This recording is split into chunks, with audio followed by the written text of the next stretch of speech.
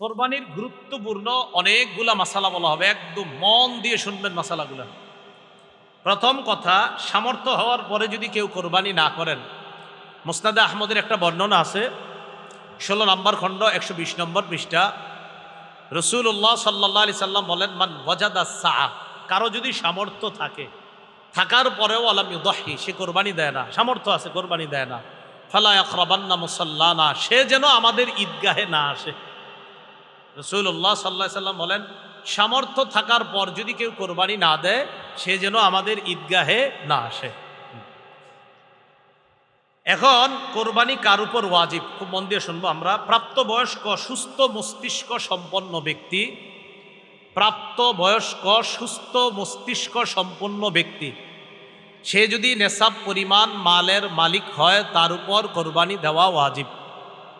আবার বলছি, সুস্থ মস্তিষ্ক সম্পন্ন নেশাব পরিমাণ মালের মালিক যদি 10, 11, 12 তারিখ এই 3 দিনের কোনো একদিন হয়, 10, 11, 12, আবার বলছি 10ই জিলহজ, 11ই জিলহজ, 12ই জিলহজ সূর্যাস্তের আগে, 12ই জিলহজ সূর্যাস্তের আগে যদি কেউ জাকাত দিতে হয়, যেই নেশাব হইলে ওই নেশাবের মালিক যদি কেউ এই 3 দিন হয়, জাকাত দেয় কয় বছর পুরো হইলে? 1 বছর। এটা 1 বছর না, মাত্র কয় দিন? 3 দিন। হ্যাঁ, 3 দিন, 10, 11, 12 জিলহজ, এই 3 দিন যদি সুস্থ মস্তিষ্ক সম্পন্ন বালেগা নারী পুরুষ, তাদের কাছে যদি নেশাব পরিমাণ সম্পদ থাকে, তাদের উপর কোরবানি দেওয়া ওয়াজিব। মনে থাকবে তো? আল্লাহ আমল করার তৌফিক দান করেন। এক্ষেত্রে একটা কথা মনে রাখবো, কোরবানির ক্ষেত্রে প্রয়োজনের অতিরিক্ত সম্পদের মধ্যে জমিনও গণ্য করবেন। যেই জমিনের ফসলটা আপনার প্রয়োজনের অতিরিক্ত, মানে এটা আপনার প্রয়োজন না, এটা আপনার না হইলেও চলে, এই জমিনের ফসল না হইলেও চলবে, এটাও কোরবানির নেশাবে ধরবেন। কি বললাম? জমিনের ক্ষেত্রে প্রয়োজনের অতিরিক্ত যে জমিনগুলো আছে, কোরবানি, শুধু কোরবানির নেশাবের ক্ষেত্রে এটাকে আমরা গণ্য করব। আল্লাহ বুঝার তৌফিক দান করেন। অনেকেই আছে কিন্তু আপনার নেশাবের মাল আছে, হয় এই 3 দিনে হয়ে যায় অনেকের, মাশাআল্লাহ। তো যাই হোক, আপনারা তো জানেন কাদের হবে কাদের হবে না, এই জন্য চেষ্টা করা, অন্তত একটা খাসি বকরি দিয়ে দিলেই তো হয়। এরপরের মাসালাটা আমরা মন দিয়ে শুনব। নেশাব স্বর্ণের ক্ষেত্রে 52.5 তোলা স্বর্ণ, স্বর্ণের ক্ষেত্রে 7.5 ভরি স্বর্ণ, রূপার ক্ষেত্রে 52.5 তোলা রূপা, 7.5 ভরি স্বর্ণ অথবা 52.5 ভরি রূপা, 7.5 ভরি স্বর্ণ, আর রূপার ক্ষেত্রে 52.5 ভরি বা তোলা, যেটা বলেন, ভরি বললেও হবে, রূপা। এখন কথা হলো, কারো কাছে কিছু স্বর্ণ আছে, কিছু রূপা আছে। কি আছে বলেন তো? কিছু স্বর্ণ, কিছু রূপা, কিছু টাকা পয়সা আছে। এই সবগুলা মিলাইলে যদি 52.5 তোলা রূপার সমপরিমাণ হয়, কারো কাছে কিছু টাকা আছে, কিছু স্বর্ণ আছে, কিছু রূপা আছে, সবগুলা মিলাইলে তার কাছে 52.5 তোলা রূপার সমপরিমাণ অর্থ আছে, তার উপরও কোরবানি ওয়াজিব। বুঝছেন?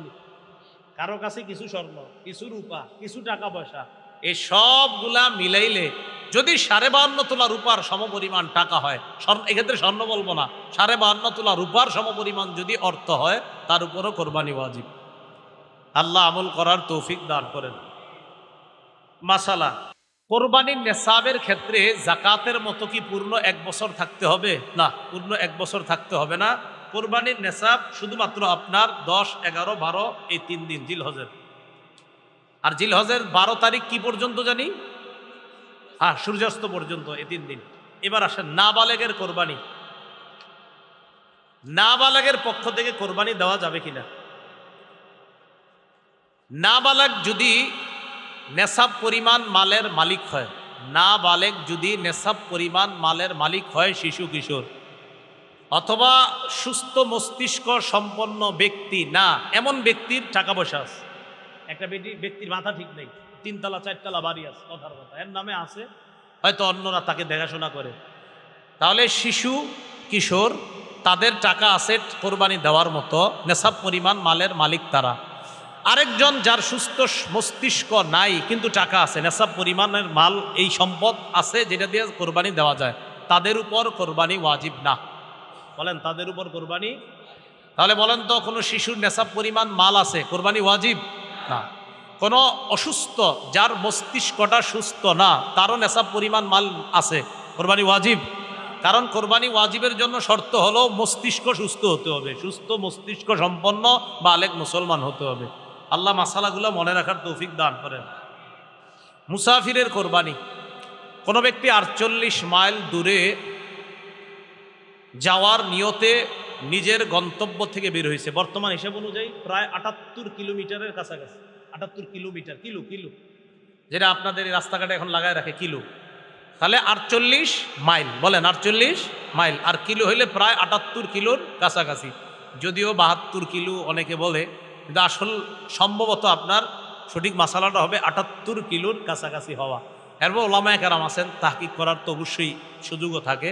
তো যাই হোক 48 মাইল তো মনে থাকবে, 48 মাইল এটা ঠিক আছে। তো কেউ 48 মাইল দূরত্বে যাওয়ার নিয়ত করে গন্তব্য থেকে বের হয়েছে, আর কিলো অনুযায়ী বললাম কত, প্রায় 78 কিলোমিটার। এই পরিমাণ যাওয়ার নিয়তে বের হয়েছে, তার উপর কোরবানি ওয়াজিব না, তার উপর কোরবানি ওয়াজিব না, না তার উপর কোরবানি ওয়াজিব না। এরকম মুসাফিরের উপর কোরবানি ওয়াজিব না। নাবালেগের পক্ষ থেকে যদি বাপ কোরবানি দিয়ে দেয়, কোনো বাবা টাকা সে তার নাবালেগ সন্তানের পক্ষ থেকে যদি কোরবানি দেয়, হয়ে যাবে, সওয়াব হবে, আদায় হবে।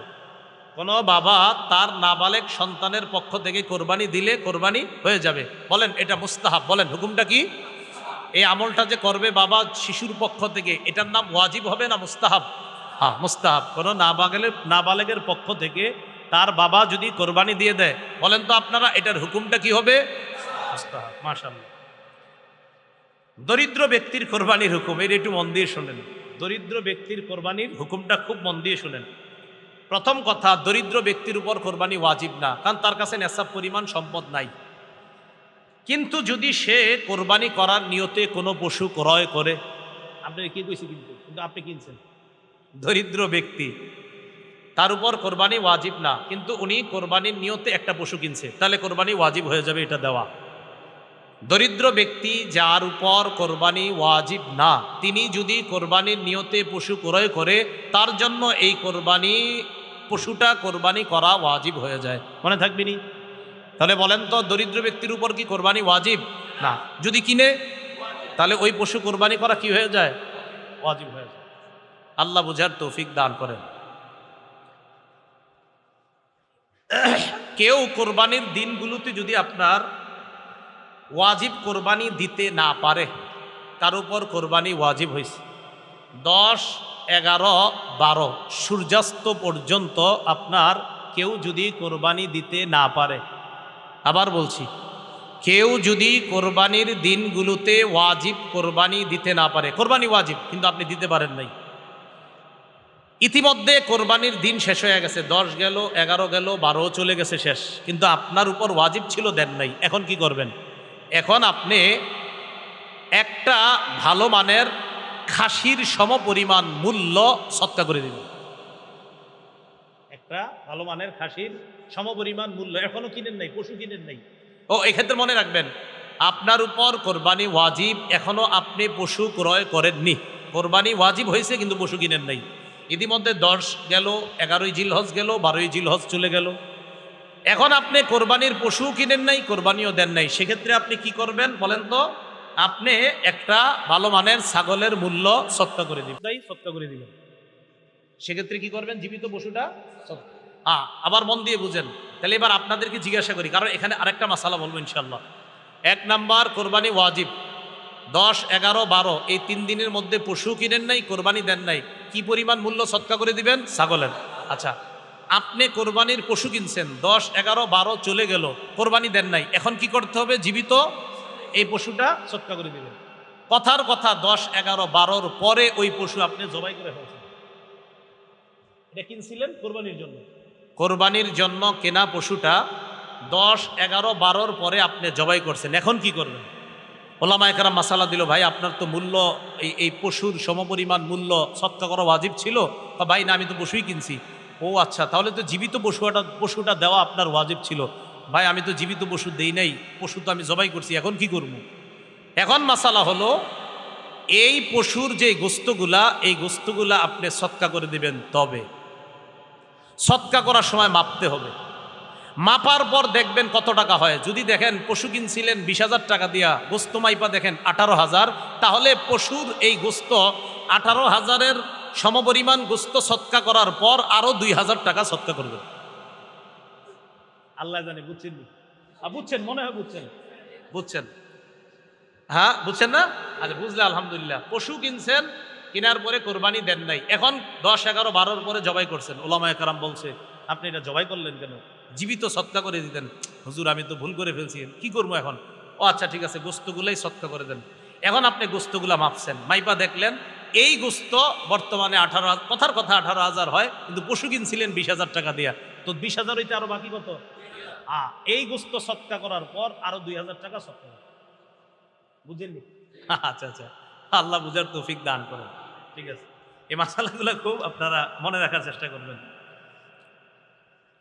কোরবানি প্রথম দিনে করাই উত্তম। বলেন, কোরবানি প্রথম দিনে করা উত্তম, অর্থাৎ 10ই জিলহজ কোরবানি প্রথম দিনে করা উত্তম। যেসব এলাকায় ঈদের নামাজ, জুমার নামাজ হয়, এই মাসালা আপনারা এখন আর বুঝবেন না। কিছু এলাকা আছে ঈদের নামাজ তাদের উপর ওয়াজিব না, জুমার নামাজ যাদের উপর ওয়াজিব না, এরকম কিছু এলাকা আছে। যাই হোক, যেই এলাকায় ঈদের নামাজ, জুমার নামাজ হয়, আমাদের এলাকায় ঈদের নামাজ হয় কিনা বলেন, জুমার নামাজ হয় কিনা, এই এলাকার মধ্যে ঈদের নামাজের আগে পশু কোরবানি করলে হবে না। যে এলাকায় ঈদের নামাজ হয়, জুমার নামাজ হয়, ওই এলাকায় 10ই জিলহজ নামাজের আগে কোরবানি করলে কি হবে না? কোরবানি হবে না। নামাজ পড়বেন, তারপর কোরবানি। এই জন্য উত্তম কোরবানির ঈদের জামাত তাড়াতাড়ি করা। কোরবানির ঈদের জামাতটা কি করা? তাড়াতাড়ি করা। আপনারা তো মাশাআল্লাহ ঈদের দিন মাঠে দুই এলাকাবাসী ঝগড়া লাগে, কি হবে না হবে, বিশাল বড় আয়োজন হয় না। কোরবানির ঈদের নামাজ তাড়াতাড়ি পড়বেন, তাড়াতাড়ি পড়ে গিয়ে গুরুত্বপূর্ণ এবাদত কোরবানি নামক এবাদতে আমরা অংশগ্রহণ করব। আল্লাহ বুঝার তৌফিক দান করেন। এরপরের মাসালা, রাতে কোরবানি। আচ্ছা, আপনাদেরকে আমি বলি, প্রথম কথা হলো রাতে কোরবানি না করাই ভালো, কিন্তু হয়ে যাবে। তাহলে যদি হয়ে যায় 10ই জিলহজ রাতে হবে কিনা বলেন? জি হবে। 11 জিলহজ রাতে হবে। 12 জিলহজ কেন? সূর্যাস্তর পরে আর সময় নেই। এই তো মাশাআল্লাহ, 10ই জিলহজ রাতে হবে, 11 জিলহজ রাতে। বাকি উত্তম না, উত্তম হলো দিনে দেওয়া। রাতে আপনার এটা কারাহাত, মাকরু লিখেছেন অনেকে, তো রাতে হবে। তাহলে 10ই জিলহজ রাতে কেউ যদি দিনে কোরবানি করতে না পারলো, রাতে দিলেও আদায় হয়ে যাবে। 11ই জিলহজ দিনে দিতে পারলেন না, রাতে দিলে আদায় হয়ে যাবে। 12ই জিলহজ মাগরিবের পরে দিবেন, আদায় হবে না, কারণ সূর্যাস্তর পরে আর সময় নেই। আল্লাহ বুঝার তৌফিক দান করেন। আপনারা বয়ানের পরে আবার এটা আমার কাছে চায়েন না কিন্তু, হ্যাঁ, এটা আমারই, এই জন্য এটা দেওয়া যাবে না। খালি শোনেন মন দিয়া, এরকম নিয়ত করেন না যে হুজুর না বয়ানের পরে আপনারা কুমিটা দিয়ে যান, বাস আমরা একটু নিব না, বিষয়টা কিন্তু এমন না। মন দিয়া শোনেন। আচ্ছা আচ্ছা আচ্ছা, এটা বুঝে বুঝে লিখছি তো, এই জন্য আপনাদের দেওয়া তো যাবে না।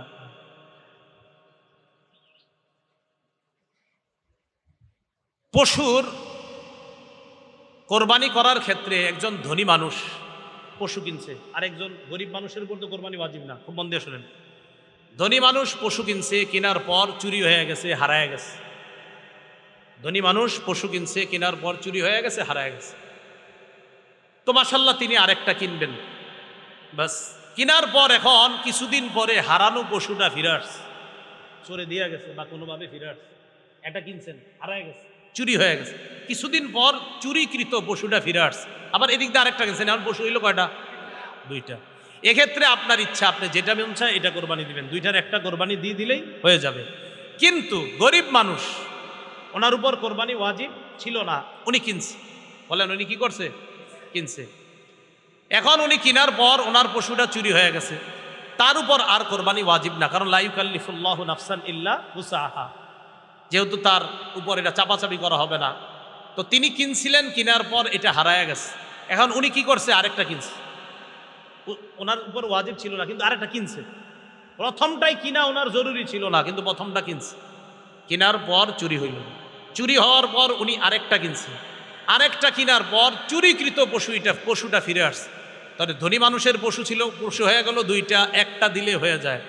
গরিব মানুষ যেটা প্রথমে কোরবানির নিয়তে কিনছে, এটা হারিয়ে যাওয়ার পর তিনি নিজে থেকে আরেকটা কিনছে, কেনার পর হারানো পশুটা ফিরে আসছে। এখন হইল কটা পশু? দুটোটা কোরবানি করতে হবে। আপনি কে কইছে প্রথমটা ইয়া করে? আপনি তো দুটোটাই ওয়াজিব। আল্লাহ জানে, বুঝছেন নি? আচ্ছা, আল্লাহ বুঝার তৌফিক দান করে। দোনোটা কোরবানি করা ওয়াজিব, কারণ ওনার উপর তো ছিল না বাধ্যবাধকতা।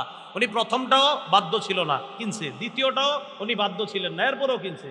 আবার প্রথমটা ফিরে আসছে, তো দুইটা আসছে, কি হয়েছে? তুমি দোনোটাই দিবা। এটাই ইসলামী শরীয়ত, বুঝতে হবে। পশুর গুণাগুণ খুব মন দিয়ে শুনবো আমরা। আল্লাহ আল্লাহ। ওট, গরু, মহিষ, ছাগল, ভেড়া ও দুম্বা দ্বারা কোরবানি করা জায়েজ। বলেন ওট, বলেন সবাই ওট। গরু, মহিষ, ছাগল, ভেড়া, দুম্বা, এগুলো দ্বারা কোরবানি করা কি আছে? জায়েজ আছে। গৃহপালিত পশু ছাড়া অন্যান্য পশু, বলেন তো আমার সাথে, গৃহপালিত পশু ছাড়া অন্যান্য পশু। বলেন, যেমন হরিণ, বন্য গরু, এগুলো দ্বারা কোরবানি জায়েজ নেই। গৃহপালিত পশু ছাড়া, যেমন হরিণ, বন্য গরু ইত্যাদি, এগুলো দ্বারা কোরবানি দেওয়া কি নাই? জায়েজ নাই। আল্লাহ।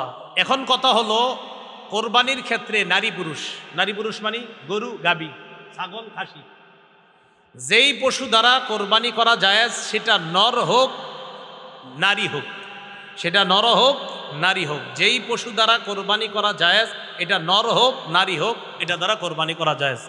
বলেন তো আপনারা, যেই পশু, এটা গরু হোক, তো গরুর মধ্যে এটা নর নারী দুটোটা দ্বারা কোরবানি করা কি আছে?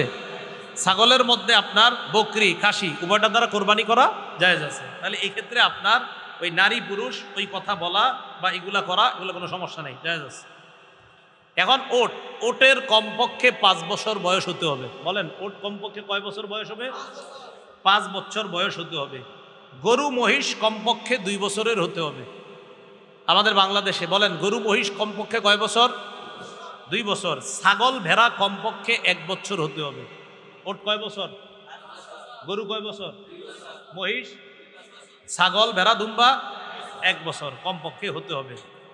ভেড়া, দুম্বা যদি 1 বছরের কম হয়, ভেড়া, দুম্বা যদি 1 বছরের কম হয়, কিন্তু দেখতে এমন হৃষ্টপুষ্ট মনে হয়, যেটারে দেখলে 1 বছরের মতো মনে হয়। ভেড়া, দুম্বা 1 বছরের কম বয়স, কিন্তু দেখতে মনে হয় 1 বছরের মতো, হৃষ্টপুষ্ট। কথা বুঝছেননি? আচ্ছা, আগে আবার বলেন, ভেড়া, দুম্বা, ছাগল সাধারণত নিয়ম কয় বছর হওয়া? তো ভেড়া, দুম্বা এগুলা যদি এমন হয় 1 বছরের কম, দেখতে হৃষ্টপুষ্ট মনে হয় 1 বছরের মতো, এটার দ্বারাও কোরবানি করা জায়েজ আছে। বলেন, এটার দ্বারা কোরবানি করা কি আছে? তবে কমপক্ষে 6 মাসের বেশি হতে হবে। এর মানে এই না 4 মাস বয়স দেখতে 1 বছর, এরকম না, কমপক্ষে 6-এর বেশি হতে হবে। আল্লাহ কথাগুলা মনে রাখার তৌফিক দান করেন। কিছু কিছু বিষয় আপনারা, এগুলা যদিও আপনারা এখান থেকে বলতেছি, কিন্তু আপনারা এগুলা মন দিয়ে যদি শোনেন, আশা করি কথাগুলা মনে থাকবে। দেখে আপনাদেরকে একটু আগের থেকে জিজ্ঞাই, বলেন তো, ধনী মানুষ একটা গরু কেনার পর হারায় গেছে, আরেকটা ফিরে আসছে, এখন সে কয়টা কোরবানি দিবে? গরিব মানুষ একটা কিনছে, কেনার পর চুরি হয়েছে, আবার আরেকটা কিনছে, কেনার পর আরেকটা ফিরে আইছে, 2টা, এখন কয়টা দিবে কোরবানি? 2টা। তো মাশাআল্লাহ, এগুলো মনে থাকবে না ইনশাল্লাহ? ওট কয় বছর? গরু, মহিষ, মহিষ কয় বছর? 2 বছর। কোরবানি কয় তারিখে? 10, 11, 12, সূর্যাস্ত আগ পর্যন্ত। 12 তারিখ সূর্যাস্তের রাতে কোরবানি দেওয়া জায়েজ নেই। উত্তম কখন? দিনে দেওয়া। আচ্ছা, কথাগুলো মনে রাখবেন। এক পশুতে শরীকের সংখ্যা, শরীকে কোরবানি দিন আমরা, শরীকে কোরবানি। ছাগল, ভেড়া, দুম্বা এগুলা কয়জনে জানি হবে? একবার সবাই জানি আমরা। ছাগল, ভেড়া, দুম্বা কয়জনে? একজনে, বাস, এটা তো আমরা সবাই জানি। ওট, গরু, এগুলা 7 জনে দেওয়া যাবে। কয়জনে দেওয়া যাবে? 2 জনে দেওয়া যাবে, 3 জনে দেওয়া যাবে, 4 জনে দেওয়া যাবে, 5 জনে দেওয়া যাবে, 6 জনে দেওয়া যাবে, 7 জনে দেওয়া যাবে। আর বলছি, ওট, গরু 2 জনে দেওয়া যাবে, 3 জনে দেওয়া যাবে, 4 জনে দেওয়া যাবে, 5 জনে দেওয়া যাবে, 6 জনে দেওয়া যাবে, 7 জনে দেওয়া যাবে। শরীকানা কোরবানি এটা দেওয়া জায়েজ আছে আপনার।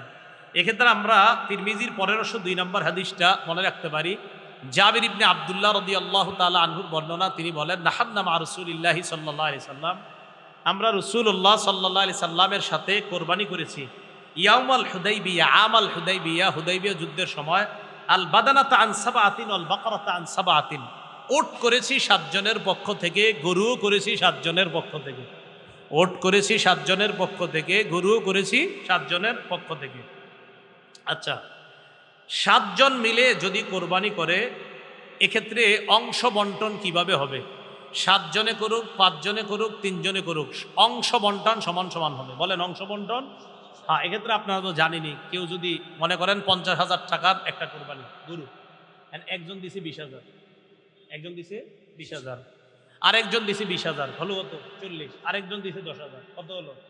তাহলে ভাগ তো অবশ্যই আপনার প্রথমে 5 ভাগ সমান সমান করবেন। 5 ভাগ সমান সমান কইরা একজনে পাবে 2 ভাগ, আরেকজনে পাবে 2 ভাগ, আরেকজনে পাবে 1 ভাগ। কথা বুঝছি? সুন্দরভাবে করলে তখন আপনার ওই কোথাও হাড্ডি বেশি গেল বা কম গেল, এই অস্বসাটা ভিতরে কাজ করবে না। প্রথম কথা যে একজনে 20,000 দিল, আরেকজন 20,000, তো 20,000 ওয়ালা 2 ভাগ, আরেক 20,000 ওয়ালা 2 ভাগ, আর 10,000 ওয়ালা 1 ভাগ। কথার কথা আপনার। এখন আপনি মনে করেন এই 5 ভাগ বন্টন করলেন, করার পর 2 ভাগ নিবে একজন, আর 2 ভাগ নিবে আরেকজন, গেল 4 ভাগ, আরেক ভাগ নিবে আরেকজন, গেল 5 ভাগ। ব্যাস। কোরবানির পশু জবাই করার পর আপনি চাইলে 3 ভাগ করতে পারেন। 1 ভাগ গরিবরে দিলেন, 1 ভাগ প্রতিবেশী আত্মীয় স্বজন তাদেরকে দিলেন। এক্ষেত্রে একটা মাসালা, এই মাসালাটা হলো, আচ্ছা এটা বলবো না, এটা বললে পরে আবার আপনারা কৃপণতা করবেন। কি করবেন? কৃপণতা। এটা দরকার নেই, ঠিক আছে, মাথায় আসছিল, দরকার নেই। হ্যাঁ, বন্টন করেন, বন্টন করেন, গরিবরেও দিয়েন, প্রতিবেশীদেরকেও দিয়েন। বাস এটাই রাখেন, বন্টন করেন, প্রতিবেশীদেরকে দিয়েন, সবাইরে দিয়েন। হ্যাঁ, ঠিক আছে, দিবেন। হ্যাঁ, কি কয়? অনেক কয় বুঝছি বুঝছি, কি বুঝছে কে জানে।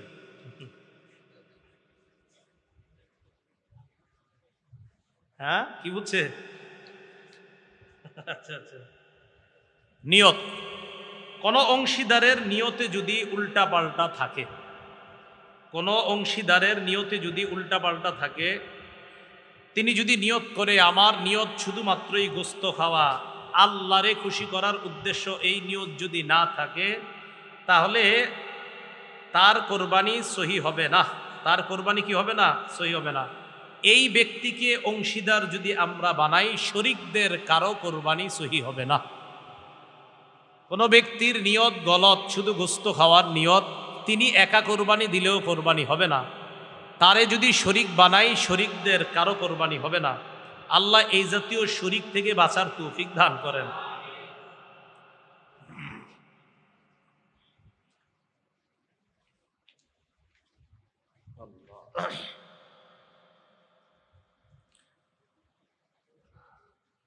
শরিকদের উপার্জন যদি অধিকাংশ কারো উপার্জন হারাম হয় অথবা পুরাটা হারাম হয়, 5 জনে কোরবানি দিলেন, 7 জনে দিলেন, 3 জনে দিলেন, এই শরিকদের কারো অংশ উপার্জন যদি বেশির অংশ হারাম হয় অথবা পুরাটা হারাম হয়, তাহলে তারে না নেওয়া, তার কারণে কারো কোরবানি হবে না। শরিকদের মধ্যে কারো পুরা অংশ যদি হারাম হয় অথবা বেশি অংশ যদি হারাম হয়, তাকে নিবেন না। তাকে নিলে কারো কোরবানি হবে না। খুব ভালো করে মনে রাখবো। এখন কথা, যদি আপনাদের মধ্যে কেউ এমন করেন, একটা ওট বা গরু কোরবানি দেওয়ার নিয়তি কিনছেন, আপনি ধনী, তো একা একা কিনছেন, ওটটা বা গরুটা কিনছেন 2 লাখ টাকা দিয়ে, এক্ষেত্রে আপনি এই গরুটা বা ওট এটা কেনার পরে অন্য কাউকে শরিক যদি চান, বানাতে পারবেন। কোনো ধনী মানুষ যদি একা একটা পশু কিনেন, কেনার পরে যদি আপনি কাউকে শরিক বানাইতে চান, অনেক বড় অঙ্ক দিয়ে কিনছেন, কেনার পর যদি শরিক বানাতে চান, তাহলে শরিক করা যাবে কিনা? হ্যাঁ, শরিক করা যাবে। তবে এক্ষেত্রে একটা কথা আপনাকে বলি, আমি 2 লক্ষ টাকা দিয়ে একটা গরু কিনলাম, এখন আপনাদের একজনকে আমি শরিক বানাইলাম। কত টাকা? 20,000 টাকা দিয়ে শরিক হয়েছিল। তাহলে আমার 1,80,000, আপনার 20। এক্ষেত্রে আসলে উত্তম হলো আপনার এই 20,000 টাকা আমি নিয়ে সৎকা করে দেওয়া উত্তম। এটা আমি সৎকা করে দেওয়া উত্তম। কথার কথা, যদি না দেই হবে উত্তম, উত্তম সৎকা করা উত্তম, না করলেও সমস্যা নেই। বাকি তাকে যেহেতু শরিক বানাইলাম, আপনার গোস্ত ইত্যাদি সে খেতে পারবে, এটা কোনো সমস্যা নেই। বাকি উত্তম হলো ওনার এই অংশটা, এতটুকু অংশ আমি সৎকা, কারণ আমি প্রথমে একা দেওয়ার নিয়তি কিনছিলাম, পরে একজনের শরিক বানাইছি। উত্তম হলো ওনার টাকাটা সৎকা করে দেয়, বাকি গোস্ত কিন্তু খাওয়া যাবে। আবার সৎকা যদি নাও করা জায়েজ আছে, টাকাটা যদি সৎকা না করে তাও জায়েজ আছে। আরেকটা মাসালা আমরা খুব মন দিয়ে শুনবো, কোরবানির পশু কেমন হওয়া উচিত? কোরবানির পশু হৃষ্টপুষ্ট হওয়া উত্তম। বলেন কোরবানির পশু কি হওয়া উত্তম? তিরমিজি শরীফের 1496 নম্বর হাদিসের বর্ণনা, আবু সাঈদ খুদরি রাদিয়াল্লাহু তাআলা আনহুর বর্ণনা, দহা রাসূলুল্লাহ সাল্লাল্লাহু আলাইহি ওয়াসাল্লাম বিকাবশিন আকরানা ফাহিলিন, রাসূলুল্লাহ সাল্লাল্লাহু আলাইহি ওয়াসাল্লাম শিং বিশিষ্ট মোটা তাজা হৃষ্ট পুষ্ট একটা দুম্বা কোরবানি করলেন। কি করলেন? হৃষ্টপুষ্ট শিং বিশিষ্ট আপনার একটা প্রাণী কোরবানি করলেন। খোরা পশুর কোরবানি, খোরা বুঝেননি? হ্যাঁ, ল্যাংরা পশুর কোরবানি খুব মন দিয়ে শুনবেন। যেই পশু 3 পায়ে চলতে পারে, 1 পা মাটিতে রাখতে পারে না অথবা ভর করতে পারে না, যে পশু 3 পায়ে চলতে পারে, পা কয়টা? 3 পায়ে চলে, 1 পায়ে চলতে পারে না অথবা পা মাটিতে রাখতে পারে না, এমন পশু দিয়ে কোরবানি করা জায়েজ নেই। এমন পশু দিয়ে কোরবানি করা কি নাই? জায়েজ নাই। তিরমিজির 1497 নাম্বার হাদিসের মধ্যে আছে, হেদায়া যারা পড়ছেন এই হাদিসগুলো একদম ওখানে খুব সুন্দরভাবে আসছে, দেখবেন হেদায়া রাবের মধ্যে, রাবে মনে হয় না, সালেস রাবে হবে, মনে নেই এখন, হেদায়া রাবি হওয়ার কথা। একদম দেখবেন একের পর এক। ওই মাসালাগুলো তো তালেব ইলমদের পুরো মুখস্থ থাকা দরকার। হ্যাঁ, একদম আমার পুরো এবারত 6 মুখস্থ ছিল, মুখস্থ থাকা দরকার। হেদায়া দেখবেন ওই জায়গায় রাবে মনে হয়, কিতাবুল আব রাবে, হেদায়া রাবেতে। তো আপনারা দেখবেন কোরবানির মাসালাগুলা খুব সুন্দরভাবে লেখছে। তালেব ইলমদের উচিত এই শিরোনামের কালো কালো অংশগুলা মুখস্থ করে রাখা। কালো অংশগুলা কোন কিতাবের? কুদুরি। আরে কোন কিতাবের? তো কুদুরি ব্যাখ্যা না হেদা। হ্যাঁ, এই তো কালো অংশগুলা মুখস্থ করে রাখা দরকার, খুব ভালো এটা। তিরমিজি শরীফের 1497 নম্বর হাদিসের বর্ণনা, রাসূলুল্লাহ সাল্লাল্লাহু আলাইহি সাল্লাম বলেন, লা ইউদহা বিল আরজাই বাইয়িনুন যালউহা ওয়ালা বিল আওরাই বাইয়িনুন আওরুহা। যেই পানি এমন খোরা যার খোরাটা স্পষ্ট, এমন অন্ধ যার অন্ধত্ব স্পষ্ট, চোখে দেখে না, এই প্রাণী দ্বারা কোরবানি করা জায়েজ নেই। তাহলে এমন খোরা, যেই খোরা তার খোরামি স্পষ্ট, যেই খোরা 3 পায়ে চলতে পারে, 1 পায়ে চলতে পারে না অথবা 1 পা মাটিতে রাখতে পারে না, এমন প্রাণী দ্বারা কোরবানি দেওয়া জায়েজ নাই।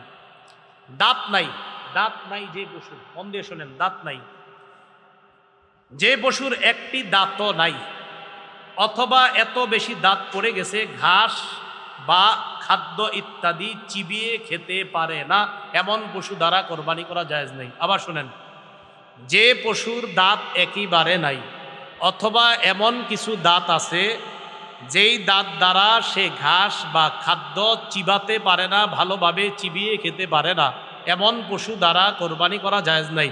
এজন্য পশু কেনার সময় চোখ চেক করবেন, কান চেক করবেন, লেজ চেক করবেন, দাঁত চেক করবেন, এগুলা ঠিক আছে কিনা, শিং চেক করবেন।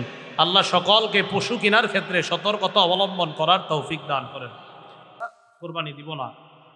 এবার আসেন, যে পশুর শিং ভেঙে গেছে, শিং ছিল ভেঙে গেছে, এই পশুর ব্যাপারে কি খুব মন দিয়ে শুনি আমরা। শিং যদি গোড়া থেকে ভাঙে, পশুর শিং একদম গোড়া থেকে ভাঙছে, ভাঙার কারণে তার মস্তিষ্ক ক্ষতিগ্রস্ত হয়েছে। পশুর শিং একদম গোড়া থেকে ভাঙছে, ভাঙার কারণে তার মস্তিষ্কে ক্ষতিগ্রস্ত হয়েছে, এমন পশু দ্বারা কোরবানি করা জায়েজ নেই। বলেন তো, শিং একদম উঠে গেছে, এমনভাবে ভাঙছে যে তার মস্তিষ্কে ক্ষতিগ্রস্ত হয়েছে, এমন পশু দ্বারা কোরবানি করা কি হবে না? জায়েজ হবে না। পক্ষান্তরে যে পশুর অর্ধেক শিং বা কিছু শিং ফেটে বা ভেঙে গেছে, অর্ধেক শিং বা কিছু শিং ফেটে গেছে বা ভেঙে গেছে, অথবা একেবারেই শিং উঠে নাই, আবার বলছি, শিং আস কিছু ফাটছে বা কিছু ভেঙে গেছে, শিং আস কিছু ফাটছে কিছু ভাঙছে, গোড়া থেকে না, উপর থেকে কিছু ফাটছে কিছু ভাঙছে, অথবা হালকা একটু ফাইটে গেছে, অথবা যে পশুর শিং একেবারে উঠে নাই, এই জাতীয় পশু দ্বারা কোরবানি করা জায়েজ আছে। কথাটা বুঝছেননি সবাই? আচ্ছা বলেন তো, যে পশুর শিং গোড়া থেকে ভাঙছে, এমনভাবে ভাঙছে তার মস্তিষ্কে ক্ষতি হয়েছে, এই পশু দ্বারা কোরবানি? যে পশুর শিং হালকা ফাইটে গেছে, উপর থেকে হালকা ভেঙে গেছে, অথবা পশুর শিং উঠেই নাই, এই পশু দ্বারা কোরবানি জায়েজ।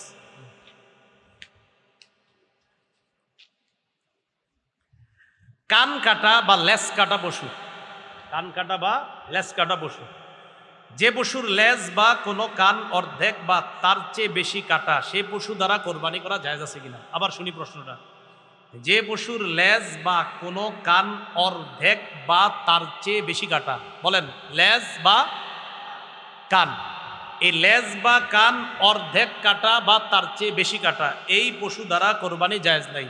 আচ্ছা বলেন তো, একটা গরুর লেজ অর্ধেক কাটা জায়েজ আছে? আচ্ছা, একটা গরুর কান অর্ধেক কাটা জায়েজ আছে? আচ্ছা, একটা গরুর লেজ অর্ধেকের বেশি কাটা, একটা গরুর কান অর্ধেকের বেশি কাটা, কোরবানি জায়েজ? আল্লাহ, যদি অর্ধেকের বেশি লেজ থাকে, লেজ কয় হাত হয় গরু আনুমানিক? 2 হাত, 1 হাত? আচ্ছা, যদি 1 হাত ধরেন, এখন আধা হাতের বেশি ভালো আছে, ধরে নেই আমরা, মনে করেন যদি 1 হাত ধরেন বা একটু বেশি, উনি বলছে 1 হাত, আমি তো বলতে পারি না 1 হাত না 2 হাত, যাই হোক। যদি আচ্ছা যদি 2 হাত ধরেন, তো 2 হাত ধরলে সোয়া 1 হাত ভালো আছে, সোয়া 1 হাত ভালো আছে, জায়েজ আছে। কান 4 ভাগ ধরে নিই আমরা, 4 ভাগের 3 ভাগ ভালো আছে, জায়েজ আছে। কান 4 ভাগের 3 ভাগ ভালো আছে, এই পশু দ্বারা কোরবানি জায়েজ।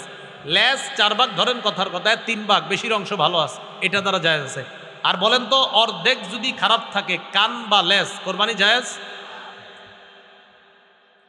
অন্ধ পশুর কোরবানি, এটা আগে বলছি, যে পশুর 2টি চোখ অন্ধ বা 1 চোখ পুরো নষ্ট, সে পশু দ্বারা কোরবানি জায়েজ আছে কিনা? উত্তর, যে পশুর 2টি চোখ অন্ধ অথবা 1 চোখ পুরা নষ্ট, সে পশু দ্বারা কোরবানি জায়েজ নাই।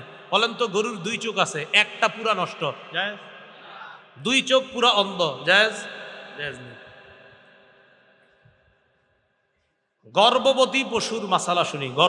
গর্ভবতী, অনেকে ধোকা দিয়ে আপনি বেশ বিক্রি করে ফেলেন, যিনি কিনে তিনিও বুঝতে পারেন না এটা যে গর্ভে বাচ্চা ছিল। বিসমিল্লাহ, আল্লাহুম্মা লাকাল হামদু ওয়া লাকাশ শুকরু। গর্ভবতী পশু কোরবানি করা জায়েজ আছে কিনা, এটা হলো প্রথম কথা। আপনারা বলেন জায়েজ? মা আবার সবাই দিয়ে চুপ, মানে ওই যে গোস্ত খাইতে কেমন জানি লাগে, এই তো। গর্ভবতী পশু কোরবানি করা জায়েজ আছে কিনা, এটা হলো প্রথম কথা। জায়েজ আছে। বলেন সবাই, কি আছে? এটার পশুর গোস্ত অনেকে খাইতে চায় না, মানে জয় হওয়ার পরে, কিন্তু জায়েজ আছে। গর্ভবতী পশু কোরবানি করা কি আছে? জায়েজ আছে। জবাই করার পর বাচ্চা পেট থেকে বের হবে, এই বাচ্চা যদি জীবিত পাওয়া যায় সেটাও জবাই করে দিবেন।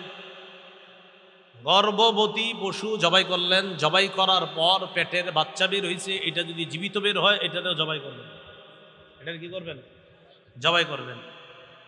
প্রসবের সময় এটা যদি, পশুটা যদি প্রসবের সময় কাছাকাছি হয়, এই জন্য উচিত হলো আমরা মানবিক বিষয় লক্ষ্য করে এটারে কোরবানি না করাই উত্তম। কি বলেন? কোরবানি, যদিও কোরবানি দিলে কোরবানি হয়ে যাবে, কোরবানি দিলে কি কোরবানি না করা উত্তম। আরেকটা দেন, আপনি ধনী মানুষ, আরেকটা দিলে তো যে নিয়ম, আপনার 2টার একটা, তো আপনি এটা না দেন, আরেকটা দেন। তাহলে যদি প্রসবের সময়টা ঘনিয়ে আসে আর এই দিক দিয়ে কোরবানির সময় ঘনায় আসছে, এক্ষেত্রে উত্তম হলো আপনি এটারে কোরবানি না কইরা, এটার প্রতি আপনি কোরবানি এখন না কইরা আপনি এটার বাচ্চাটা হবে, তো এটা উত্তম আর কি। বাকি কেউ যদি কোরবানি করে হয়ে যাবে।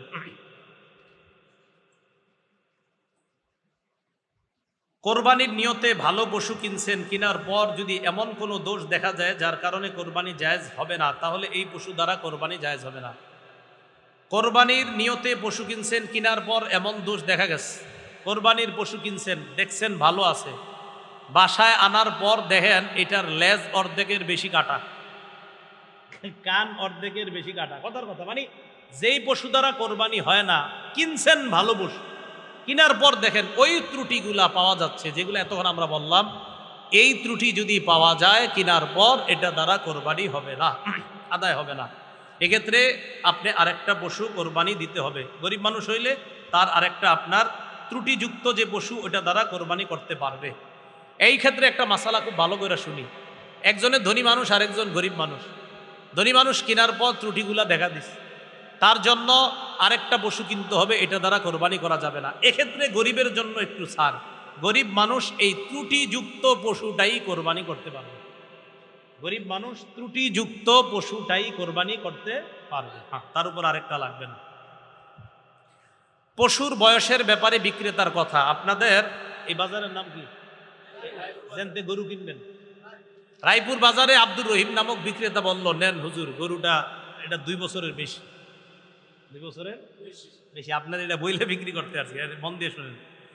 বিক্রেতা যদি পশুর বয়স পূর্ণ হয়েছে বলে স্বীকার করে, বিক্রেতা স্বীকার করছে, হ্যাঁ এই পশুর বয়স, যেই পশু কোরবানি দিলে হবে ওই বয়সে এটা আপনি নিতে পারেন, এটা যদি বিক্রেতা স্বীকার করে, আর আপনারাও তিনজন গেছেন, অভিজ্ঞ মানুষ, দেখাও মনে হচ্ছে না হা হা এই পশুর বয়স ঠিক আছে, বিক্রেতাও বলছে এটার বয়স 2 বছর গরু, কথার কথা। আর আপনারা 3-4 জন গেছেন, তারাও বলছেন হা হা এটা ঠিক আছে। তবে খুব সতর্ক, গরু বেচায় কিন্তু দালাল আছে অনেক। এরা আপনারে বিক্রি করার সময় বলবে না না না এটা বয়স 2-এর বেশি, হেও জানে যে এটা 1 বছরের 1.5 বছরের, এরকম জানে। এরকম অনেকে ফিট করে রাখে, যেগুলো আপনার বেচার সময় দাম উঠায় দেখবেন। এটা আপনাদেরকে বোঝানো দরকার নাই, এগুলো হয় বাজারের মধ্যে। হ্যাঁ, তো যাই হোক, তাহলে ওই বিক্রেতার কথার উপর নির্ভর করে পশু কিনা ও কোরবানি করা যাবে, এটা জায়েজ আছে। এক্ষেত্রে যদি কোনো ঝামেলা হয়, ও আল্লাহর কাছে ধরা খাবে। হ্যাঁ, বিক্রেতা ধরা খাবে। বিক্রেতা বলছে ভাই আল্লাহর কসম আপনি বিশ্বাস করেন আমি মুসলমান, আমি মিছা কথা কই না, এই সেই বইলা বলতেছে এটার বয়স ঠিক আছে। আবার অভিজ্ঞ কয়েকজন এরাও বলতেছে বয়স ঠিক আছে। এক্ষেত্রে আপনি নিয়ে কোরবানি করবেন, কোরবানি হয়ে যাবে। কথাটা বুঝে আসছে? মুফতি শফি রহমতুল্লাহ আলাই এই ব্যাপারে লম্বা আলোচনা করেছেন। হজরতের আপনার কোরবানির কিছু ইয়াতে ওই মারিফুল কোরআনের উর্দুটা আপনারা একটু পড়েন, সেখানে হজরত লম্বা আলোচনা করেছেন। বন্ধা পশু, যেই পশুর বাচ্চা হয় না, বন্ধা পশু, এই পশু দ্বারা কোরবানি জায়েজ আছে কিনা? হ্যাঁ জায়েজ। বন্ধা পশু দ্বারা কোরবানি করা জায়েজ আছে কিনা? বন্ধা পশু দ্বারা কোরবানি করা জায়েজ আছে। জবাই কে করবে? নিজের পশু নিজে জবাই করা উত্তম। এক্ষেত্রে হুজুর হওয়া জরুরি না। ইমাম সাহেবরা রাগেন না, কথার কথা না না, ঠিক আছে। আবার এই ক্ষেত্রে শোনেন, ইমাম সাহেব যারা জবাই করবে তাদেরকে পারিশ্রমিক দিবেন, অবশ্যই দিবেন। হাতের কষ্ট, হাতের কামাই, এটাও দিবেন। হুজুরা খুশি তো এবার? যাই হোক, এটা অবশ্যই, এটা অবশ্যই, এটা ভালো, এটা হাতের কামাই, হাতের কষ্ট, এই কষ্টের পারিশ্রমিক অবশ্যই আপনারা দিবেন। তো যাই হোক, যার পশু তিনি নিজে এটা জবাই করা উত্তম, নিজের পশুটা নিজে জবাই করা উত্তম, এটা ভালো। তো দোয়াটা পড়ে নিব আমরা, ইন্না সালাতি ওয়া নুসুকি ওয়া মাহইয়ায়া ওয়া মামাতি লিল্লাহি রাব্বিল আলামিন লা শারীকা লাহু ওয়া বিযালিকা উমিরতু আনা আউয়ালুল মুসলিমিন। হলো কোরআনের আয়াত, আনা মিনাল মুসলিমিন হলো দোয়া। হ্যাঁ হ্যাঁ, আউয়ালুল মুসলিমিন সূরা আনামের 162-63 নম্বর আয়াত। আর দোয়াটা হলো ও আনা মিনাল মুসলিমিন। হ্যাঁ, আউয়ালুল মুসলিমিন হলো কোরআনের আয়াত, আর আনা মিনাল মুসলিমিনটা হলো নবীজির দোয়া। ঠিক আছে না? ঠিক আছে।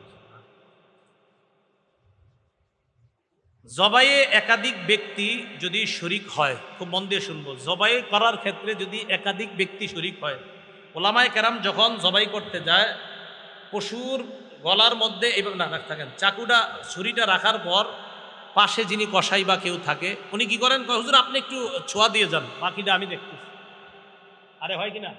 আচ্ছা, এদের ওলামায়ে হজরত যারা, ইমাম সাহেব যারা, আপনারা করবেন, আপনারা ওই রগটা পরিপূর্ণ কাটার চেষ্টা করবেন, যেই রগটা কাটলে আপনার গরুর বা প্রাণীর প্রাণটা যায়, ওটা পর্যন্ত অন্তত যেন আমরা ওই ধারালো চাকু ছুরিটা চালাইতে পারি, এই চেষ্টাটা আমরা করব। হ্যাঁ, এক্ষেত্রে যদি আপনি কিছু শরিক হওয়ার পর কসাই অথবা এলাকার যারা আপনারা শরিক হবেন, যদি কথার কথা জবাই 2 জন যদি শরিক হন বা 3 জন শরিক হন, সেক্ষেত্রে বিসমিল্লাহ আল্লাহু আকবার দোনোজনই বলবেন। ভাই বুঝছেন নি?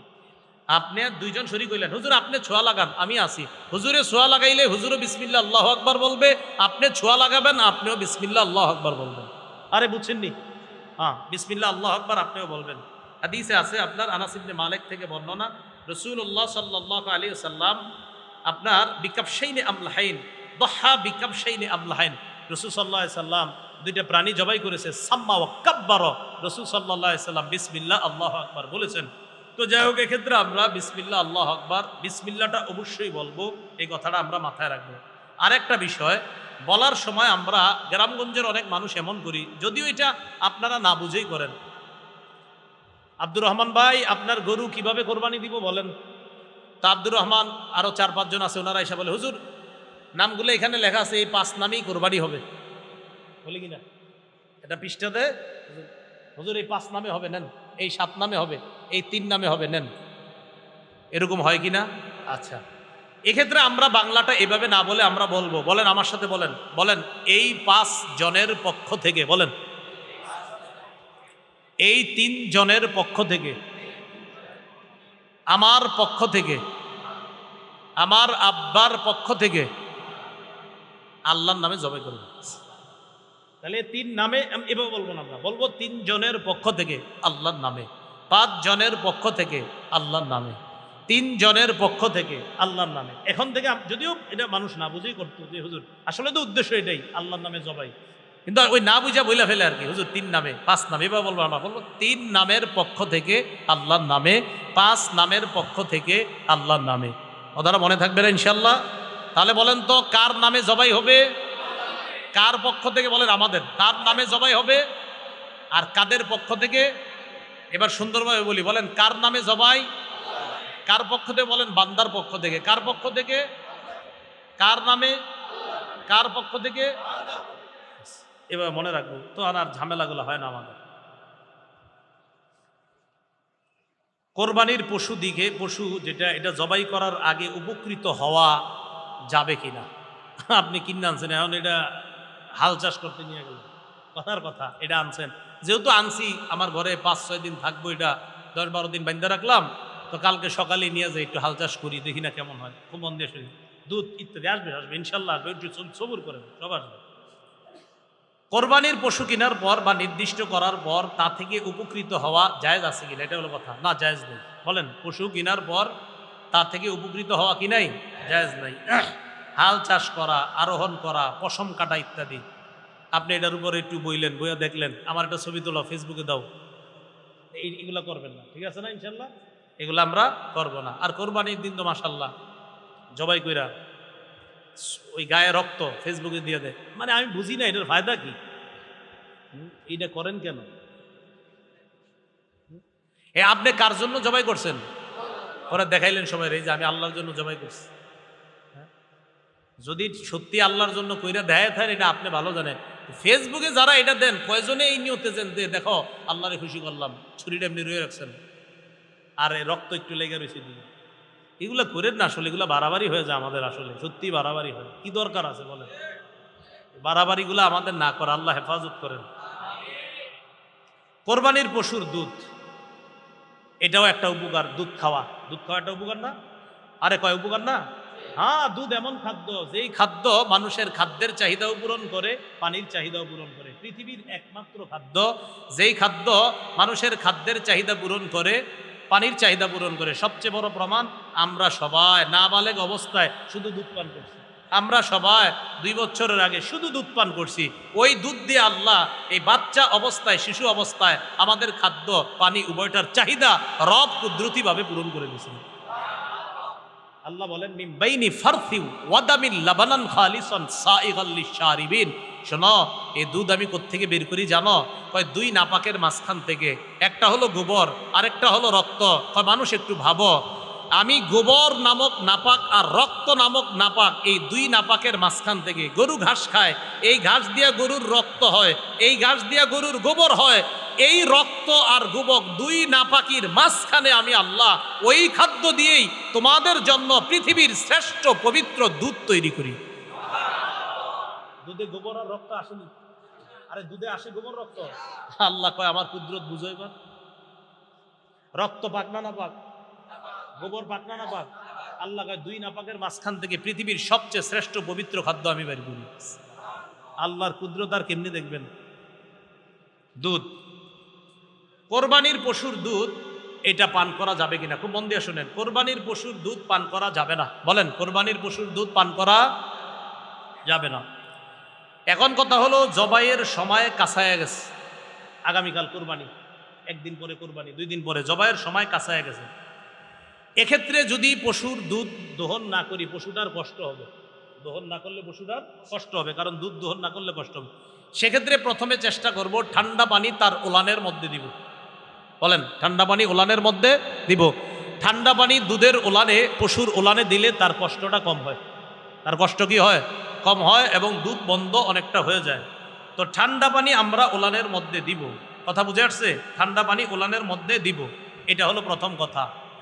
আর যদি মনে হয় কাছাকাছি আইসা গেছে, পশুর দুধ দহন না করলে কষ্ট হবে না, দহন না করাই উচিত, বাস দহন করা দরকার নেই, এটা আমরা দহন করব না, এমনি রেখে দিব। কথার কথা যে দহন করলে হয়, না করলে হয়, না করলে সমস্যা নাই, তো দহন করার দরকার নাই, পশুর দুধ দহন করার দরকার নাই, এই কথাটা আমরা মাথায় রাখবো।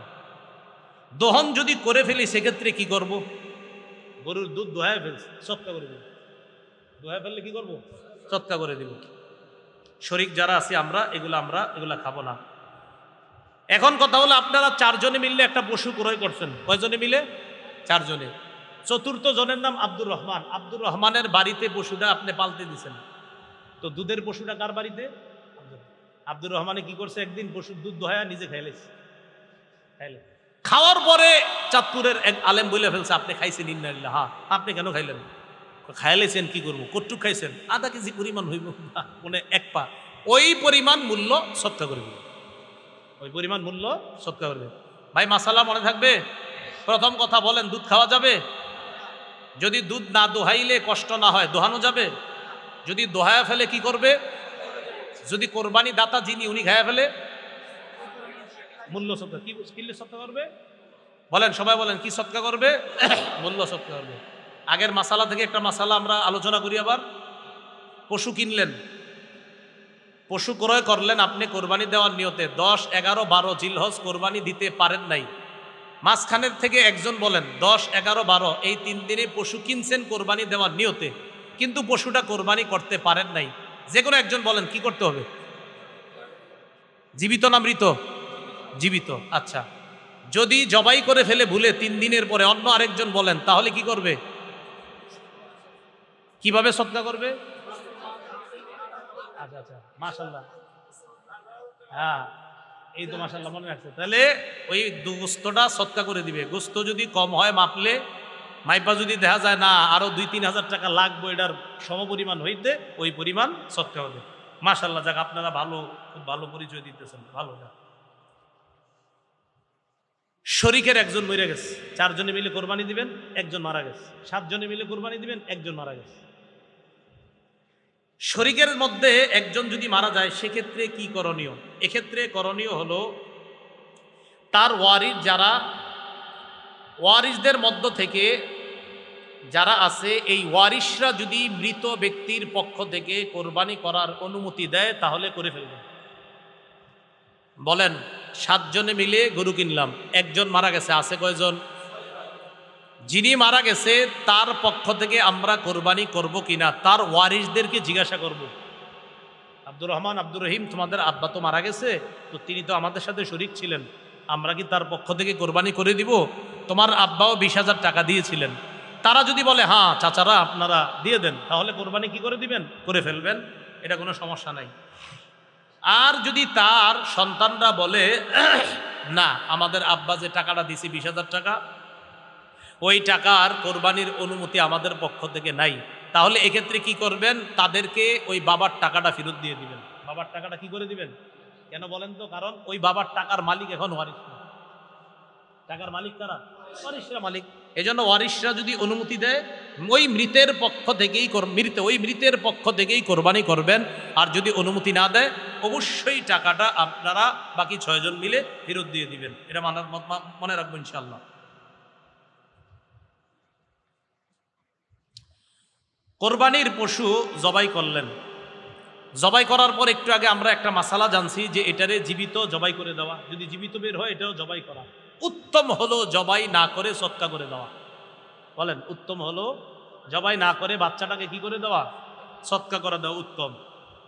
যদি সৎকা না করে দেন, তাহলে ওই বাচ্চাকেও জবাই করতে হবে, ওই বাচ্চার গোস্তটা সৎকা করে দিবেন। বাচ্চাকেও জবাই করতে হবে, বাচ্চার গোস্তটা কি করে দিবেন? সৎকা করে দিবেন।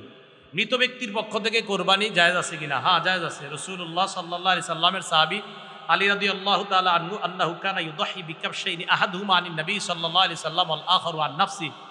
আলী নবীর পক্ষ থেকে একটা কোরবানি দিতেন, আর নিজের পক্ষ থেকে একটা কোরবানি দিতেন। আল্লাহ রসুল ইন্তেকাল করার পরেও নবীর পক্ষ থেকে একটা দিতেন, নিজের পক্ষ থেকে একটা দিতেন। কোরবানির গোস্ত জমিয়ে রাখা যাবে কিনা? আমাদের সমাজে একটা প্রচলন আছে যে 3 দিনের বেশি কোরবানির পশুর গোস্ত জমায়ে রাখা যায় না। অনেকে বলে আর কি, এটা একদম ফাও কথা। কোরবানির পশুর গোস্ত 3 দিনের বেশিও জমায়ে রাখতে পারবেন। গত বছরের গোস্ত এবছরও পর্যন্ত যারা জমায়ে রাখছেন, যদি মনে করেন হুজুর এটা খাবো না, না খাইলে আমার দিয়ে দিন, কি করা? কথার কথা, মনে করে এটা খাওয়া যায় না। অনেকে আকিকার গোস্ত খাইতে চায় না। কিসের গোস্ত? তা আমি আমার মসজিদে যখন আলোচনা করছি আকিকার গোস্ত, তখন আকিকার গোস্ত খামু, তো যখন বলছি আমি কই না খাইলে আমারে পাঠাই দিয়েন, তখন সবাই খায়। তাহলে ঠিক আছে, আপনি যেহেতু খাইবেন তার মানে এটা খাওয়া জায়েজ আছে। এবার আকিকার গোস্ত খাইতেছে না, আমি বললাম আকিকা যার, ও যদি খাইতে পারে ওরেও খাওয়াইবেন। ও তো পারে না, বাচ্চা মানুষ আর কি পারবে, তো কথার কথা, যার আকিকা ও পারবে। এক কাজ করবেন, বাচ্চা 7 দিনের দিন আকিকা দেন না, ফ্রিজে রেখে দিবেন, এটা বড় হইলে খাওয়াই দিবেন। যার আকিকা ও খেতে পারবে, বাপও খেতে পারবে, মা খেতে পারবে, দাদা দাদি সবাই খেতে পারবে, গরিবরাও খেতে পারবে, কোনো সমস্যা নাই। তো অনেকে কয় হুজুর যে খেতে পারবে, হ্যাঁ। তো আমি যখন বলছি ঠিক আছে না খাইলে আমারে দিয়ে দেন, না না ঠিক আছে তাহলে খাওয়া যাবে, আমি খাই, তাহলে এটা খাওয়া যাবে, 3 দিনের বেশি জমায়া এটা খাওয়া যাবে। আরেকটা বিষয়, কোরবানি শরীকে করলে অবশ্যই পাল্লা দিয়ে ওজন করবেন, অবশ্যই কোরবানি শরীকে করলে অবশ্যই ইনসাফের সাথে ওজন করবেন, ইনসাফের সাথে ওজন করবেন, এটা মাথায় রাখবো। ইনসাফের, কারো উপর যেন কোনো জুলুম না হয়, এটা খুব সতর্ক থাকা, এই কথাগুলো খুব মাথায় রাখবো। আল্লাহ, আরেকটা মাসালা শুনি আমরা, গোস্ত চর্বি, বলেন গোস্ত চর্বি, এগুলা কোরবানির গোস্ত চর্বি ইত্যাদি বিক্রি করা জায়েজ আছে কিনা? না, বিক্রি করা জায়েজ নাই। কোরবানির গোস্ত চর্বি এগুলা বিক্রি করা জায়েজ নাই। যদি কেউ ভুলে বিক্রি করে ফেলেন, পূর্ণ মূল্য সদকা করে দিতে হবে। কোরবানির গোস্ত বেচা জায়েজ নাই, চর্বি বেচা জায়েজ নাই, যদি বেচেন মূল্য সদকা করতে হবে। জবাইকারীকে চামড়া গোস্ত ইত্যাদি দেওয়া, এই বিষয়টা খুব ভালোভাবে শুনি। জবাইকারী, কসাই বা কাজে সহযোগিতাকারীকে চামড়া গোস্ত বা কোরবানি পশুর কোনো কিছু পারিশ্রমিক হিসাবে দেওয়া জায়েজ নাই। আবার বলছি, জবাইকারী, কসাই বা সহযোগিতাকারীকে চামড়া গোস্ত কোরবানির পশুর কিছু গোস্ত পারিশ্রমিক হিসাবে দেওয়া যাবে কিনা? বলেন সবাই, যাবে না। তাহলে বলেন তো, জবাইকারী, কসাই বা কাজে সহযোগিতাকারী এদেরকে চামড়া গোস্ত অথবা কোরবানির পশুর কোনো কিছু পারিশ্রমিক হিসাবে দেওয়া যাবে? যাবে না, জায়েজ নেই। আল্লাহ, পারিশ্রমিক দেওয়ার পর যাদেরকে দিয়ে কাজ করাইছেন, পারিশ্রমিক দেওয়ার পর চলে গেছে, বাস আপনার পাশের বাড়ির চাচাতো ভাইয়েরা কাজ করছে বুঝতে, তো এরা চলে গেছে, চলে যাওয়ার 2-3 দিন পরে ডাক দিচ্ছেন, কিরে কি অবস্থা, গোস্ত টোস্ত খাইছো? কথার কথা, হ্যাঁ আলহামদুলিল্লাহ আল্লাহ খাওয়াইছে। 1 প্যাকেট আপনি হাদিয়ার নিয়তে দিয়ে দিলেন, আপনি রেখে দিয়েছেন যে ওরে এটা হাদিয়া দেবো, তো বললেন না এটা তোমার হাদিয়া। কথাটা বুঝেন, কিন্তু পারিশ্রমিক হিসাবে দিবেন না। এরপরে আপনার যদি মনে হয় না আমি হাদিয়া হিসাবে ওরে 1-2 প্যাকেট গোস্ত দিব, তাহলে এটা দিয়ে জায়েজ আছে। কিন্তু সাবধান, যিনি কাজ করবে তিনিও এই নিয়ত রাখতে পারবে না যে কিছু পামু, আর যিনি দিবেন তিনিও এই নিয়ত রাখবেন না যে ওরে পারিশ্রমিক হিসাবে কিছু দিমু, নাউজুবিল্লাহ, এই নিয়ত করাই যাবে না। 500 টাকা পারিশ্রমিক হলে 500 পারিশ্রমিক দিতেই হবে, 1000 পারিশ্রমিক হলে পারিশ্রমিক 1000 দিতেই হবে। এরপরে আপনার মন চাইলে আপনি হাদিয়া দেন, কোনো সমস্যা নাই। মোট কথা, গরুর কিছু দিয়ে, পশুর কিছু দিয়ে হাদিয়া দেওয়া জায়েজ, কিন্তু পারিশ্রমিক দেওয়া জায়েজ না, কথাটা মনে রাখবেন। আল্লাহ, অস্ত্র জবাই করব যে অস্ত্র দিয়ে, ধারালো অস্ত্র দ্বারা জবাই করা উত্তম। রাসূলুল্লাহ সাল্লাল্লাহু আলাইহি সাল্লাম বলেন, ইন্নাল্লাহা কাতাবাল ইহসানা আলা কুল্লি শাই, আল্লাহ সব জিনিসের উপর অনুগ্রহ করা এটা বিধিবদ্ধ করেছেন। এমন ক্ষেত্র, ফাইদা কাতালতুম, তোমরা যখন হত্যা করো, আও যাবাহতুম, অথবা জবাই করো, ফাহসিনু জিবহা, জবাই করবা সুন্দরভাবে, ফাহসিনু, তোমরা সুন্দরভাবে জবাই করবা। এর মানে অন্য বর্ণনায় রাসূল বলেন, ওয়াল ইউহিদ্দা আহাদুকুম শুফরাতা, তোমাদের প্রত্যেকে যেন অস্ত্রটা ভালোভাবে ধার করে নেয়, এই অস্ত্র দিয়ে যেন জবাই করে, পশুটা যেন তাড়াতাড়ি তার জানটা বের হয়। এইভাবে আমরা এমন অস্ত্র দিয়ে আমরা জবাই করব। জবাইয়ের পর পশুর অবস্থা, অনেকে নিস্তেজ হওয়ার আগেই ছুরি একটা নিয়ে কি করে খালানো শুরু করে, ওই যে চামড়াটা, হ্যাঁ আপনার বাস, মানে এখনো যায় না, ওটা এখনো নাড়তেছে, পা শুরু করছে, আরেক জায়গায় যাই 2 বছর শুরু করছে। এর এই কথাটা খুব মন দিয়ে শোনেন, নিস্তেজ হওয়ার আগে চামড়া খসানো বা অন্য কোনো অঙ্গ কাটা মাকরুহ। আচ্ছা বলেন তো, কোরবানি কার জন্য করি? তো এই কাজে মাকরুহ কাজ কেন করব? কোরবানি কার জন্য করি? তা আমার এই আমলটা যেন পুরা 100% পিওর হিসাবে আল্লাহ কবুল করে, এটা চাই না। তো এটাতে কোনো মাকরুহ কাজ করব? তাহলে নিস্তেজ হওয়ার আগে কসাইকে বলবো, ভাই পূর্ণ নিস্তেজ হবে, তারপর আপনি অন্য কাজ করবেন, নিস্তেজ হওয়ার আগে এটাতে টাচ করবেন না, মানে মনে থাকবে না ইনশাআল্লাহ। জি। কোরবানির গোস্ত বিধর্মীকে দেওয়া যাবে কিনা?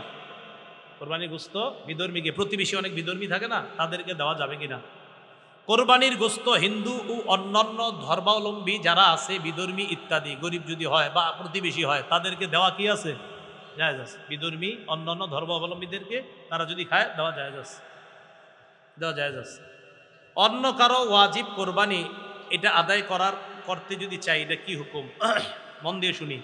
অন্যের ওয়াজিব কোরবানি দিতে চাইলে ওই ব্যক্তির অনুমতি নিতে হবে কিনা? হ্যাঁ, অন্যের ওয়াজিবকৃত কোরবানি দিতে হলে ওই ব্যক্তির অনুমতি নিতে হবে। ওই ব্যক্তির কি নিতে হবে?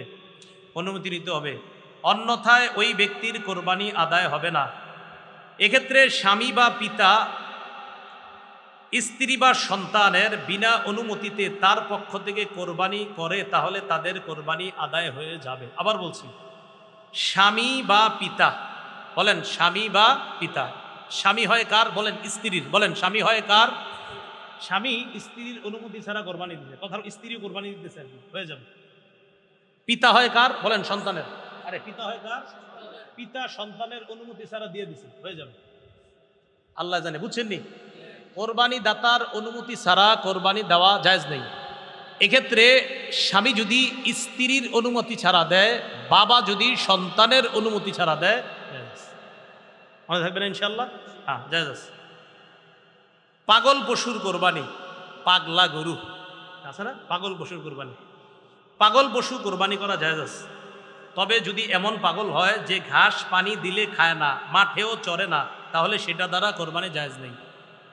কিছু গরুরে আমরা পাগল কইনি, দৌড় দেয়, পুরা এলাকা লাইরালায়, বাঁশতলা গাছতলা পুরা টুরা শেষ করে লায়। পাগল পশুর কোরবানি দেওয়া জায়েজ যদি এটা ঘাস না খায় অথবা চরে টোরে না খায়, তাহলে কিন্তু জায়েজ নেই। কারণ পশু পাগল হওয়ার পরেও যদি ঘাস খায়, বুঝতে হবে না ওর মধ্যে পশুত্ব আছে। মাঠে চরে বেড়ায়, এটার মধ্যে পশুত্ব আছে, মানে ও পশু, ও কোরবানির যোগ্য। কিন্তু যদি ও ঘাস খায় না, মাঠে নিয়ে চড়াইলেও অন্যান্য পশুর মতো চড়ে না, পাগলাটে আচরণ করে, ওর দ্বারা কোরবানি দেওয়া কি হবে না? জায়েজ হবে না। হ্যাঁ, প্রথম কথা, পশু দ্বারা, পাগল পশু দ্বারা কোরবানি জায়েজ। তবে যদি মাঠে না চড়ে, ঘাস না খায়, এরকম পাগল হইলে আবার এটা দ্বারা জায়েজ হবে না।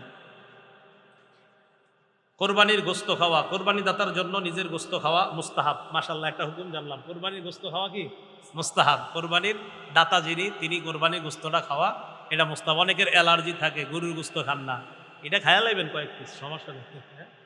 হ্যাঁ, ইনশাল্লাহ কিচ্ছু হবে না, আল্লাহ ভরসা। ঋণ করে কোরবানি দেওয়া, কোরবানি ওয়াজিব এমন ব্যক্তিও ঋণের টাকা দিয়ে কোরবানি করলে ওয়াজিব আদায় হয়ে যাবে।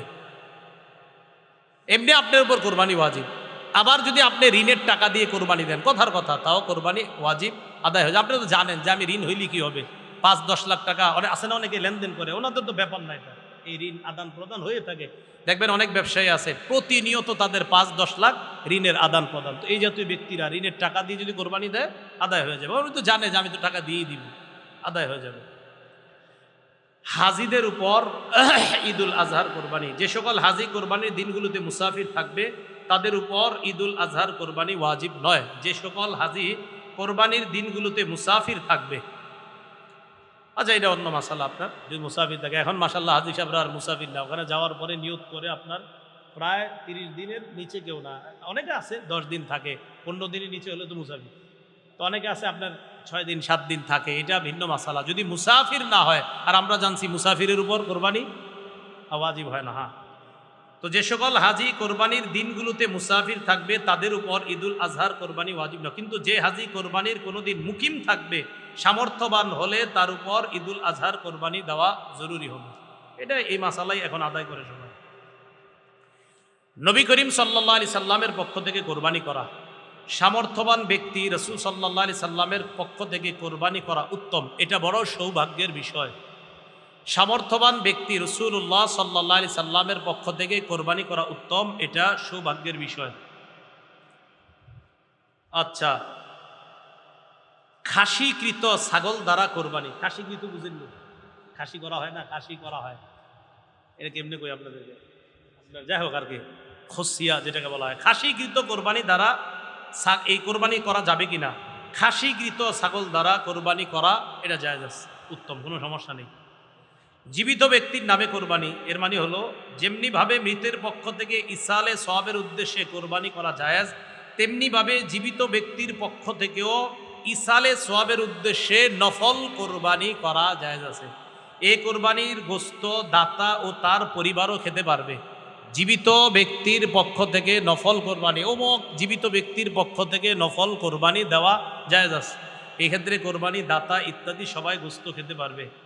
বিদেশে অবস্থানরত ব্যক্তির কোরবানি, বিদেশে অবস্থানরত ব্যক্তির জন্য নিজ দেশে কোরবানি করা না অন্য দেশে কোরবানি করবে?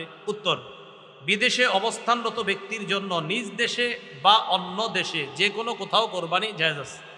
আপনাদের ছেলে থাকে সৌদি আরব, এখন সে যদি চায় এ দেশে দিতে পারবে, সে যদি চায় ও দেশেও দিতে পারবে, কোনো সমস্যা নেই। হ্যাঁ, কোরবানির বিক্রির যে অর্থ, এটা চামড়া বিক্রির অর্থ, এটা আমরা সৎকা করে দিব। এই যে এই ক্ষেত্রে আপনারা চামড়া বিক্রি না করে আশেপাশে মাদ্রাসাগুলো আছে ওগুলাতে আপনারা এতিমখানায় সৎকা করে দিবেন, এটাই উত্তম হয়। যদি বিক্রি করে ফেলেন তাহলেও এটা সৎকা করে দিবেন। হ্যাঁ,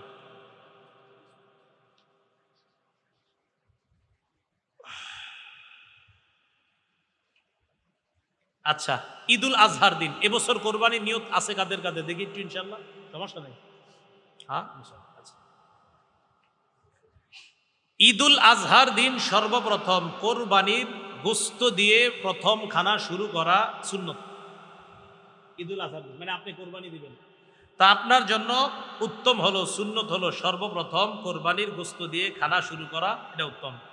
এর অর্থ হলো সকাল থেকে কোনো কিছু না খেয়ে প্রথমে কোরবানির গোস্ত খাওয়া। সকাল থেকে কিছু খাবেন না, প্রথমে কোরবানির গোস্তটা খাবেন। এটা যদি পারেন আর কি, না পারলে সমস্যা নাই, অন্য কিছু খাওয়া যাবে।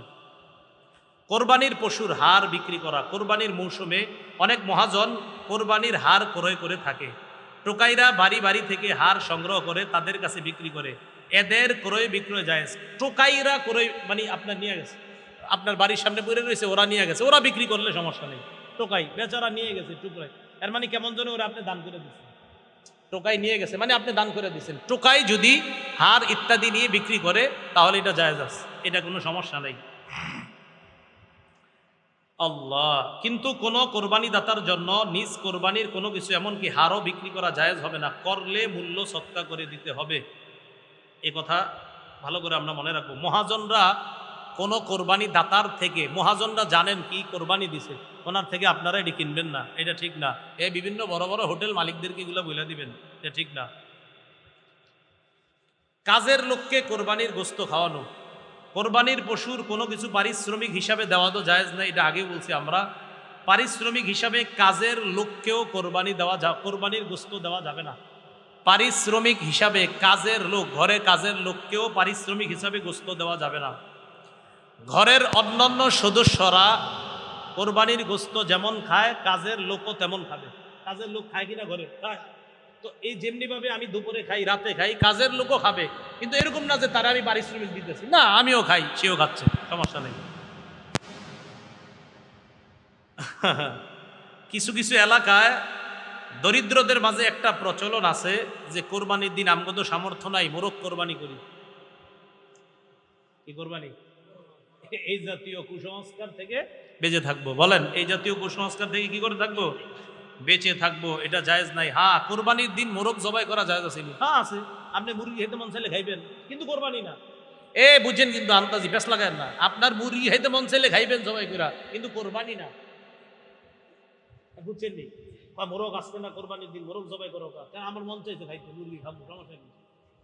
কোরবানির দিন মোরগ যদি জবাই করে খান সমস্যা নেই, খাবেন, কিন্তু এরকম না যে হুজুর আমি এটা মোরগ কোরবানি করলাম। আল্লাহ আমাদের সকলকে, তাহলে কোরবানির পশু কিনা, কোরবানির পশু কেমন হবে, কোরবানির পশুর দুধ, কোরবানি পশু দ্বারা উপকৃত হওয়া, শরীকে কোরবানি দেওয়া ইত্যাদি যে গুরুত্বপূর্ণ মাসালাগুলো জানলাম, এর উপর আমাদেরকে আল্লাহ আমল করার তৌফিক দান করেন।